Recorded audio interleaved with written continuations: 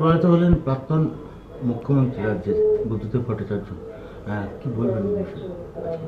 মাননীয় মুখ্যমন্ত্রী রাজনৈতিক শিষ্টাচার মেনে, যেহেতু উনি একটা প্রাক্তন মুখ্যমন্ত্রী, এটা রাজনৈতিক শিষ্টাচারের মধ্যে পড়ে, উনি সঙ্গে সঙ্গে ছুটি ঘোষণা করে দিয়েছেন এবং তিনি ঘোষণাও করেছেন আগামীকাল তার গান স্যালুট দিয়ে তার হবে, গান স্যালুট দেওয়া হবে।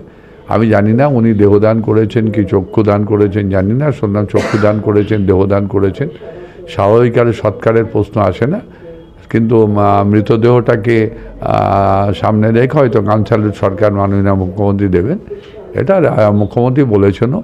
যেটা রাজনৈতিক শিষ্টাচার, রাজনৈতিক সৌজন্যতা, সেই সৌজন্যতা শিষ্টাচার বজায় রেখে বুদ্ধদেবাচার্যকে যেটুকুনি সম্মান জানানো, সেটুকুনি আমাদের সরকার, মানবিক সরকার বলা যেতে পারে, মানবিক মুখ্যমন্ত্রী সেটা